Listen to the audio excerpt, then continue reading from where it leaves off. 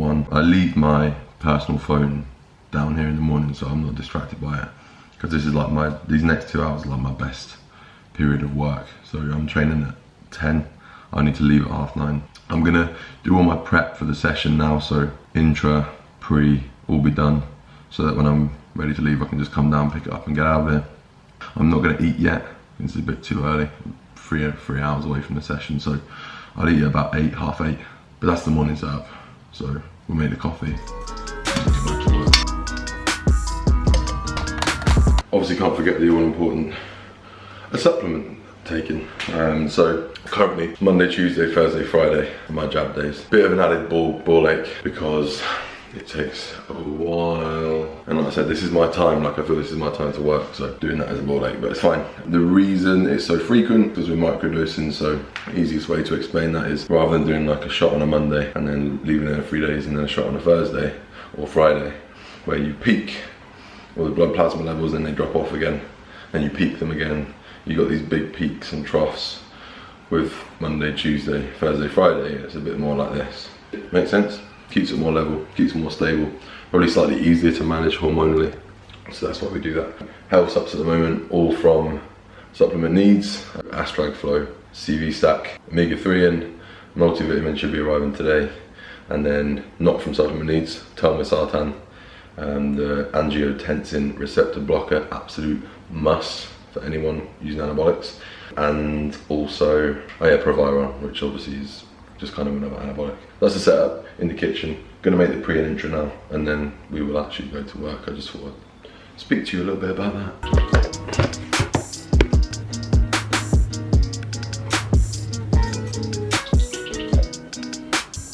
As ever, a good 20 minutes later than I wanted to be here, but here we are. Welcome to the office. Office/wardrobe at the moment. We've already had a few check-ins come in, but I'm not going to look at them just now. I want to get some people set up first, so if I can get them guys set up early morning, and then we can tackle check-ins later on. I think I've got 4 or 5 people on the waiting list ready to be set up, so I'll get them done now. It's like headphones in, crack on with their plans, walk through videos, and then they're all set up and ready to go.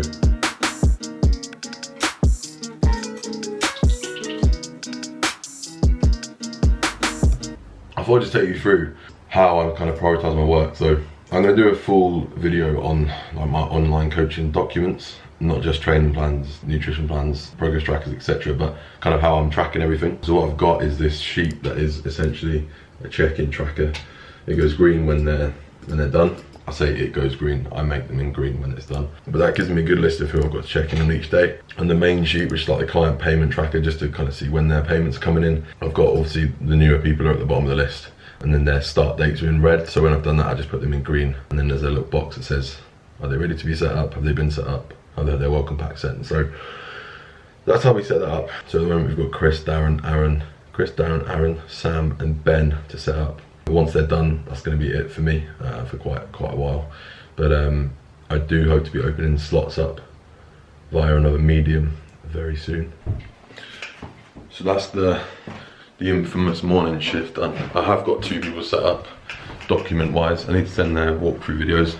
I'm just waiting for the answers to a couple of questions so I can finish off their setups. And then I'm on to the 3rd one, which is good.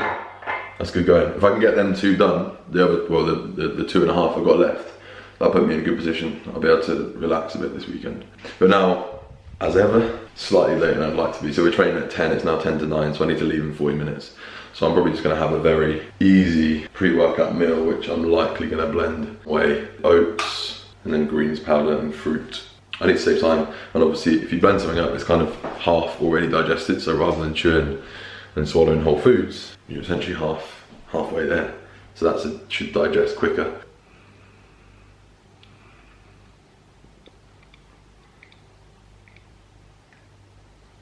A tasteful thickness of it. Oh my god.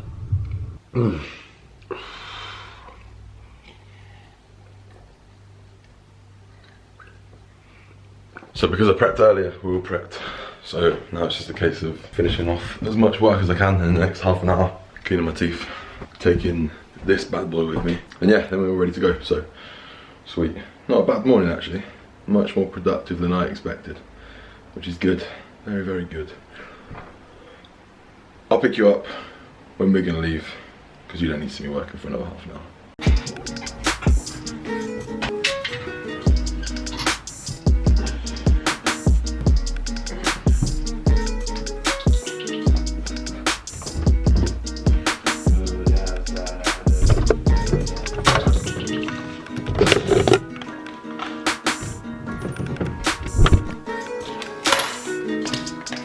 Should be there maybe 10:01, 02, maybe 05. Could be any of the above. Anyhow, pre and intra now goes in a carrier bag, so I've been asked to leave my gym bag in the car because it takes up a lot of space. It takes up a lot of space. Anyway, this is not bad for me. Pretty decent timing, so I'm gonna put on some 21 Savage because I just started listening to his new album and it's pretty fucking good. So put that on. Nice little bit of pre-workout soundtrack, and then this is my day today. This is the Cybex incline day, which is this is my, what could you call it? This is my special move. This is the one I excel in. I do good at this one. Josh murks everyone. I'm actually not going down there. Josh murks everyone on the overhead press. I'm pretty decent on the incline. I reckon he'll get pretty close to me. Well, he is close to me, but closer to me. And then, unfortunately, it's Josh again on lower body because he's freakishly strong.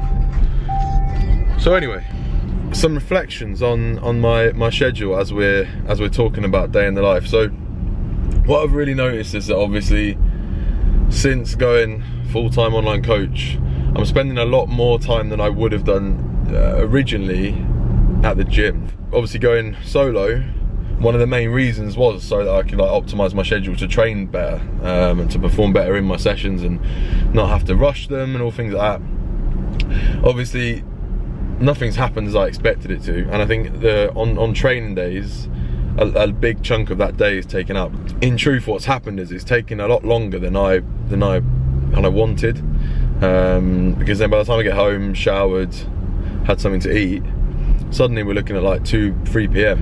That's something that I still need to kind of work around, or whether it's just I need to get better at being more productive post-workout, because at the moment it's certainly not happening that way.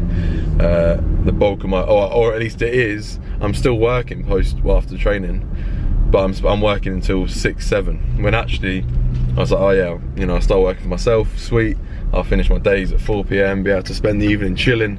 It's just not been like that. So some work to do on my part, which I think is a productivity thing. With regards to the training, like kind of it is what it is. The training, despite it taking long, like it's so worth it, because you've already seen in the videos the levels that we're pushing each other to, the strength I think that we will accumulate over these next few months will be unreal. You've seen like AJ and Cuba go through it this prep. I think it's quite rare that you find someone or a couple of people that are on your level when it comes to training. And what I should say is find someone and be able to train with them regularly. And that's quite rare. So I think us as a trio and as individual athletes, we ought to hold on to that. So that should kind of be prioritized, and then I just need to make work around that. Someone's asked me to explain how we set up top sets, reps, when to go to failure, etc. So I'll take you through the warm-up process. You'll see us do 3 plates, 4 plates, 5 plates, and then I'm going to work up to 6.5. So it'll be something like, I've just done 8 reps and 2.5. 3 plates I might do 6, 4 plates I might do 3, 5 plates I'm going to do 1 rep, and then eventually I'm getting ready for that top set. These are called feeder sets, essentially to, in my opinion at least, kind of neurologically prime you for that movement without taxing you too much. It obviously gets you used to that movement as well. And you don't just want to do like 20 reps on 1 plate and then go straight to 6, because you're going to be like, whoa, what the fuck's hit me? So work up to that in increments. In terms of sets and reps, on this movement it's 1 top set, 1 back off. The idea behind that is you go 1, I mean they're both all out, they're both to failure. One isn't easier than the other, but with one you're getting a chance to work in a low end rep range, really drive that mechanical tension up. On the second one you're doing a bit more reps, accumulating a bit more volume, but still at a decent weight. So for 6 to 9 I'll go for I think 6.5 reps, maybe 6.75. try and get in that 6 to 9 banding, 5 to 8, 6 to 9. Then we fail on that, in that range. Once I've hit the top end of that range, that's then time to up the weight. Sometimes I'll jump the gun a bit if I get 7 reps, 8 reps. If I'm comfortably in that range, I'm like, right, I might be able to go up by 5 kilos here. So that's how I work out when I'm going up from one to a next weight. And in the back off, we just simply strip off probably a plate, 20% of the total load, go again. On that one, really focusing on internal focus. So with that one, it's about, okay, on the first one, maybe my internal focus wasn't 100%, maybe it was 90, 80. I'm still trying to be very accurate.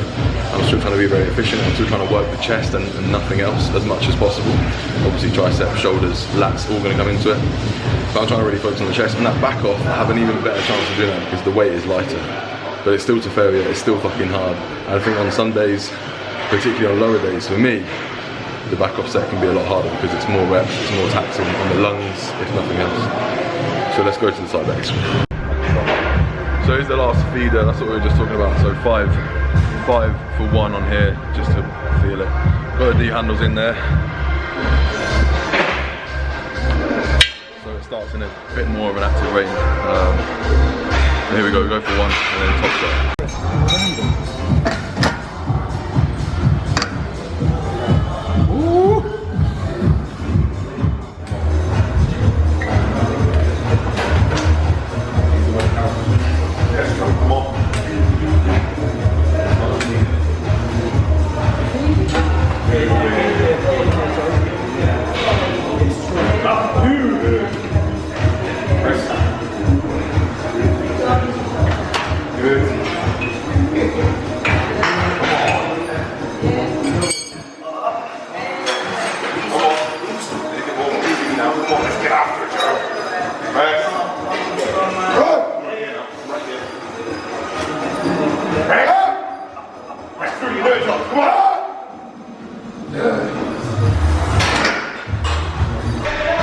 So that was the top set. I've got 8 there, and at this point I will just graduate next week to 6.5 or 6.75 plates. So probably a 10 on top of that. I'm basically judging between what I've got there. What can I use next week that's heavier but still going to get me in that range. So if it's 6.5, then that's what I use. If it's 6.75, that's what I use. I've got 8 there, 9 if you include the get up. So I'm very confident that I can jump on 6.75 next week and still land in that 6 to 9 range. Little physique update, and then the day in the life continues when we go home.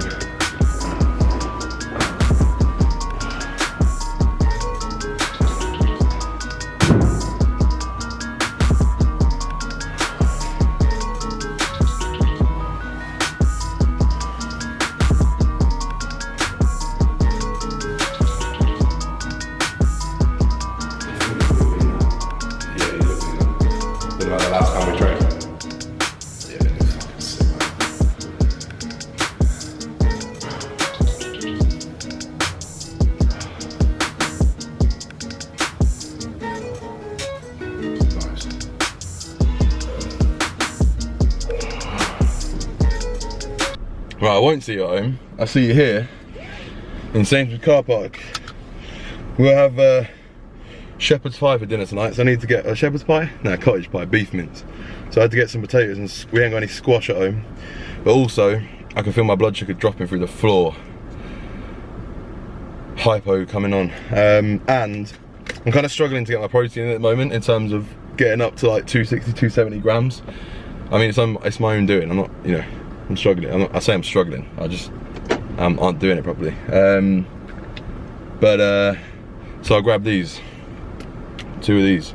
You would have seen me raving about these on my story. They're fucking banging. And some absolute helmet just parked within about 2 inches of me. Safe, mate. Very nice. So I've just had to climb on their car. You see how close that is? Like very, very close. So anyway, I'm gonna reverse so he didn't fucking. Oh, here he goes. It's not a he, unfortunately. I think they're gonna drive off now anyway. I had the white chocolate one of this last night. They're so good. Not that was my first time, but yeah, nice and easy. Nice and easy. 25 grams of protein.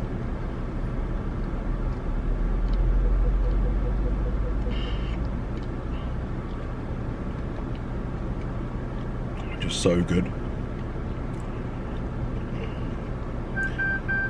Why can't actual protein taste like this, like protein shakes?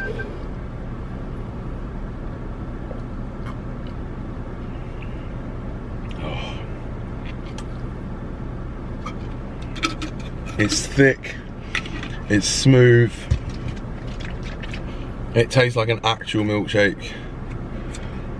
Obviously it's not straight protein, which helps, but see, I'm shaking. Fuck.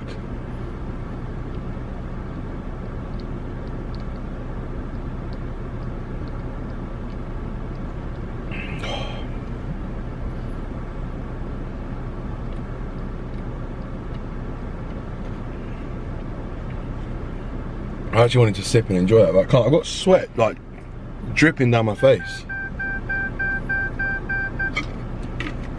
There's a hypo incoming. Oh. Right. Micros as well, it's not all about the protein. We've got some mango and watermelon here.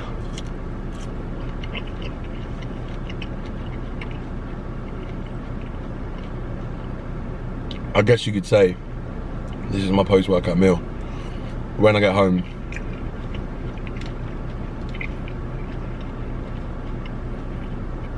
I'm having chicken and rice. So I will catch you there.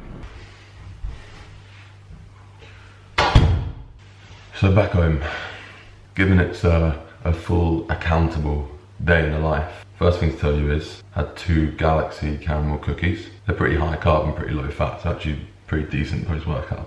Second thing, this is not good. See that? 80 quid. 80 pounds for just driving into London. On a Sunday as well. I didn't think they even had congestion charge on a Sunday. I'm not going to cook and eat yet. I'm fine after the 2 shakes, the fruit and the cookies.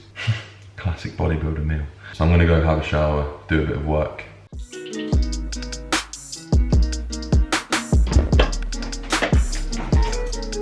Here we go then, back in for shift number 2. Still not a great angle, is it? Still not a very good angle. Now we're talking. Yeah, so shift number 2. Obviously not had the meal 3 yet, because I'm not hungry right now. And I would rather smash out a couple hours work. I'm just looking through my chat. I've had a message from one of my guys called Jamie, who is competing next week in the UK DFBA show. Now, he came to me at the end of, he basically started with me at the start of September. He'd been coached by someone at his gym who had him on keto and 90 minutes of cardio per day. So the first thing we did was put some carbs in and pull that cardio down to an hour a day, which is still a lot. But since doing that, his condition has massively improved. Now, he's not going to be glutes peeled inside out, unfortunately, because there's simply not enough time. The physique he came to me with was maybe 12 weeks out, and he was 87.5 kilos. In 5 full weeks, we've taken off 5.5 kilos, which at this stage of a prep for someone, it's pretty good going. So I'm pretty pleased with how he's looking, at least compared to what he did to begin with, which is cool. I think every day and every week now he's seeing new signs of leanness. He was actually 81.5 today, so that's a full 6 kilos off, which is mad. 6 kilos in 5 weeks. Rapid fat loss. 3 people set up, but no check-ins done. Juliet's going to get her hair done at 6. When I'm back, I'll be checking time. But I'm happy with that. 3 people set up. Only 2 people left, which is good. I am going to eat now because I'm fucking starving. But that was a good sesh. Good sesh of work. Very productive. Very, very productive. Let's get some food.